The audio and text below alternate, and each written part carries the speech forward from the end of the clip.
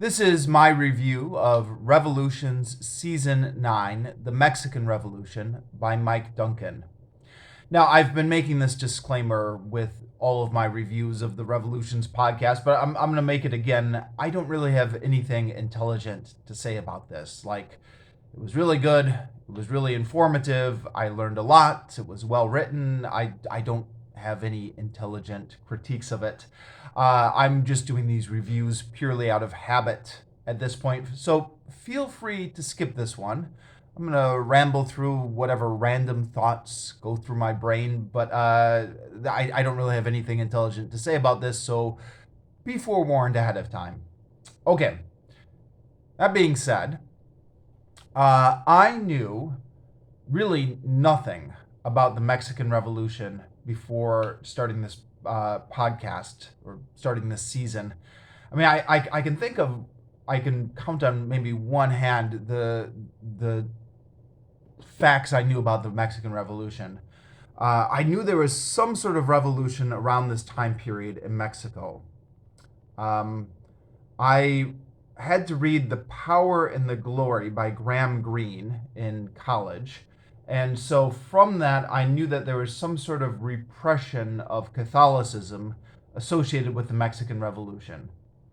But I didn't really know what the Mexican Revolution was. I knew that Trotsky was hiding out in Mexico after he got expelled from the Soviet Union. So I knew that the Mexican government at that time was liberal enough to attract somebody like Trotsky. I knew who Pancho Villa was only because of the Young Indiana Jones episode, the pilot episode of the Young Indiana Jones series, which, if you're old enough to remember, was a television event at the time, although the subsequent series never went on to gain any traction. And in fact, brief digression, while I was listening to Mike Duncan's recounting of Pancho Villa and the stories of the Mexican Revolution, I thought to myself, I really should go back and rewatch that Indiana Jones episode slash TV movie. So I did. Last month, when I had the apartment to myself, I took a moment to. It's on YouTube. I found it on YouTube, and I took a moment to rewatch that to refresh my memory of Indiana Jones and Pancho Villa. Um, I'm ashamed to say that that was really the only thing I knew about Pancho Villa. I've never read any books or articles or anything on him except for that one Young Indiana Jones episode. So, Power and the Glory, Young Indiana Jones, and I knew there was something about anarchists being involved in the Mexican Revolution because I watched an anarchist documentary on YouTube. I can't remember the name of it, but it talked about how there was an anarchist component to the Mexican Revolution, and it attracted American anarchists and maybe international anarchists to go down to Mexico during that period.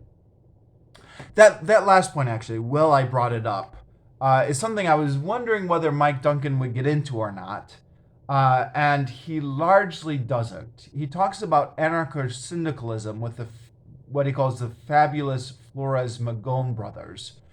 But then the Flores Magón brothers, after getting a big introduction, kind of drop out of the narrative. I looked them up on Wikipedia to see what ended up happening to them. And yeah, there's a brief mention at the beginning of their involvement in anarcho-syndicalism, but nothing about how the Mexican Revolution, I guess, for a brief time before other forces took over, was a period of optimism for the international anarchist movement. And I suspect Mike Duncan didn't explore that thread because, in the grand scheme of history, it's probably a minor point in the Mexican Revolution. But like I said, I don't really know. All I know is that I guess that was something in the Mexican Revolution that doesn't really get covered by Mike Duncan. And that, I think, was everything I knew about the Mexican Revolution. So As often happens when I'm listening to a season of Revolution with a period I know less about, there's a lot of information and I don't absorb all of it. And as I've been saying all along with these reviews, maybe that's just me, but given the interaction I've had with some of you in the comments, it sounds like some of you guys have the same issue as well. It's interesting. Indulge me a moment. I'm going to go off on a brief tangent here. My day job, I teach ESL, English as a Second Language.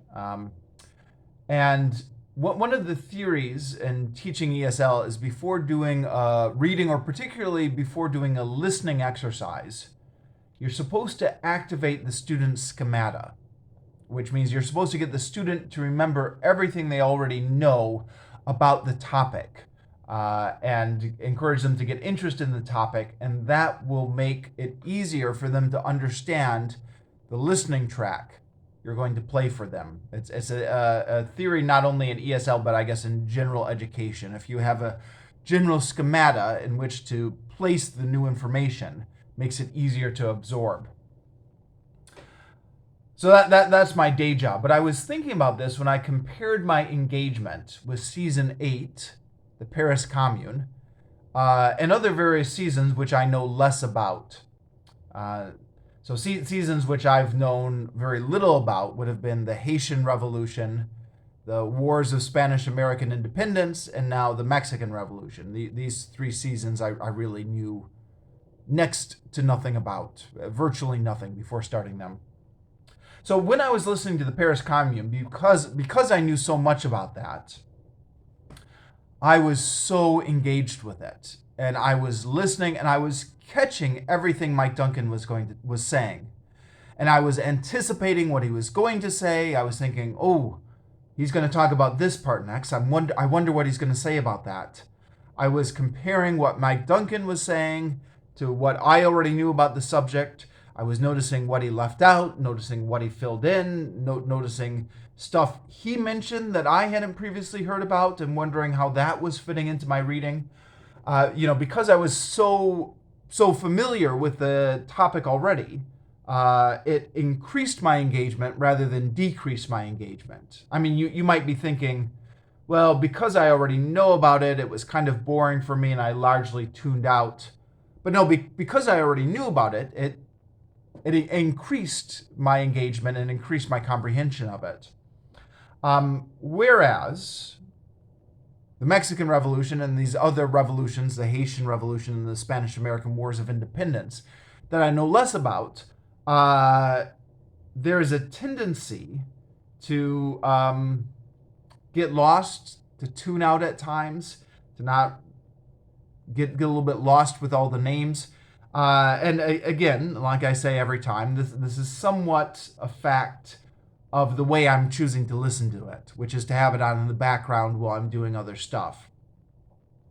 If I was just sitting in an empty room listening to the podcast, I suspect I would absorb it more. I also think, at least for me, and I suspect for a lot of other people, the medium of podcasting or listening does sometimes make it harder to absorb complex information. So if I had been reading this in a book, I think I would have absorbed it better. And for a lot of these seasons of Revolution, I had the same thought when I was listening to the Haitian Revolution and the Spanish-American Wars of Independence. I was thinking to myself, I'd really like to read up more on this period and then go back and listen to the season again after I know who all these guys are from other sources.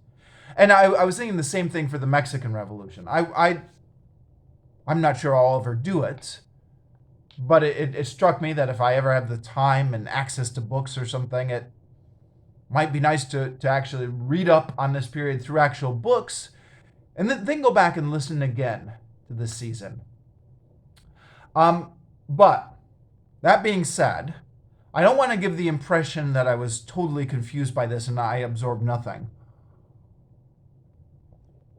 I did get quite a lot out of it. And I think my confusion increased near the last couple episodes when there was just like a ton of names and changes being thrown around. The beginning episodes and the main parts of the narrative, I was actually able to follow well enough. I got a clear picture of the rise and fall of Madero. I got a very clear picture of Pancho Villa and Zapata. In fact, yeah, speaking of which, I had no idea that all these bigger, larger than life characters were running around during this Mexican Revolution. And I mean, yeah, Zapata was a really interesting guy, and I was familiar with the name because when I was in college, there was the Zapatista uprising in southern Mexico, which was a cause célèbre. Is that the phrase, cause célèbre? On college campuses in leftist circles, the what is it? Something with an F, right? SSM, FLM movement. The new army of the Zapatistas. And I vaguely knew at the time that it was connected to a historical guy called Zapata. But I thought he was a part of a separate uprising. I didn't know he was connected to the Mexican Revolution. So that was interesting hearing his whole story and how his story wasn't a separate thing. It was part of the Mexican Revolution. And how he and Pancho Villa were both these larger than life kind of peasant uprisings or charismatic leaders of the peasants who were operating largely independent of each other in separate spheres. There's a moment which Mike Duncan narrates very well in which they actually meet each other. But for the most part, we're off doing their own separate things. And that was just fascinating about how their different stories were playing together during the Mexican Revolution. And both of them. I mean, Pancho Villa, I had known Pancho Villa from that Young Indiana Jones episode and his brief raid across the border into the United States, which Mike Duncan says at one point is the only thing people ever know about Pancho Villa. That was all I had known. I had no idea about his long career and all the zigs and zags his life story took him on. I mean, what an interesting life story that guy had. Now, as Mike Duncan points out, he wasn't always a good character. He was a larger than life character, but a character who did some good and bad things. But what a fascinating story. And Zapata as well. Zapata, with all his contradictions, I thought it was really interesting how Mike Duncan pointed out that Zapata was actually a bit of a dandy, even though you picture him as ascetic peasant guerrilla. But yeah, Zapata's long story, and now I mean Zapata really comes out as the in my opinion, the more appealing character. Although Mike Duncan does kind of criticize him at the end for not compromising when he could have compromised.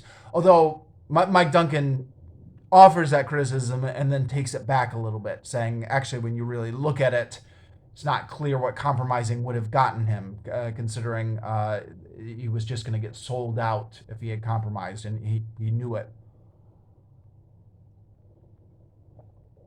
But yeah, that was really fascinating. I mean, there are certain periods in history which just seem to project a whole bunch of giants onto the page. So like the fall of the Roman Republic with Caesar and Pompey and Cicero and Antony and Cleopatra is one of them. The American War of Independence with with all the founding fathers all on stage at the same time or the French Revolution, with all the giants that threw up on the world stage. But yeah, the Russian Revolution as well. That's going to be season 10 of Mike Duncan's podcast. But yeah, the Mexican Revolution seems to be all these giants getting thrown up and all the twists and turns. Mike Duncan at one point refers to the Mexican Revolution. He says it's like the year of the four emperors, but takes place over 10 years. And that's maybe not a bad way of putting it. There's a rise and fall of like four different people during this 10-year period, and a fascinating story. Again, some of it particularly near the end. I didn't really absorb all these names and who they were. For example, a name like Obregon is one of the names that comes up over and over again. I'm not quite sure who he was really. What's another name I got largely lost in? Obregon. I don't even remember the other names. There are a few other names near the end that came up a lot, and I didn't really absorb their story. But again, that was more of a problem near the end.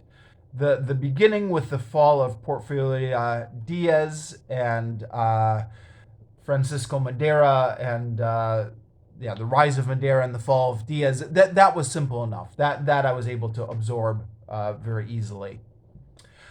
There's also a bonus episode in this in season 9, which is the epilogue to The Storm Before the Storm. I should hold up my copy of The Storm Before the Storm here, but it's all the way over on the other side of the room. Okay, so pretend I'm holding up my copy of The Storm Before the Storm. There's an audio epilogue to it, which is the failure of the Sullan Constitution. It has nothing to do with the Mexican Revolution, but it just got placed in the podcast feed during season 9. And I really enjoyed that as well. I mean, that answered a question I had always been wondering about, or had been wondering about maybe for the last 10 years, 10 or 15 years, is that we know Sulla got rid of, he neutered the power of the tribune of the plebs. But then we know by Caesar's time that the tribune of the plebs was back to full power. So how did that happen? And Mike Duncan poses that question directly, and he narrates how all the changes to Sulla's constitution happen over time, so that by the time we get to Caesar's time, tribune of the plebs is back to its full traditional powers. So I was glad that little audio epilogue had been included here, and I enjoyed listening to it as I was listening through the Mexican Revolution. And maybe I should just stop things here rather than rambling for too much longer. So yeah, that's all I have to say on the Mexican Revolution.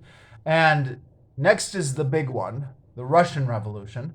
Now, I'm going to continue what I've been doing all along, which is listening to it 3 times through, and then coming back and giving my thoughts. And given that the Russian Revolution is very long, 103 episodes, and not even counting some of the bonus episodes in here, I don't expect to be back for several months, but I will come back after several months and give my thoughts on Season 10, The Russian Revolution. See you then.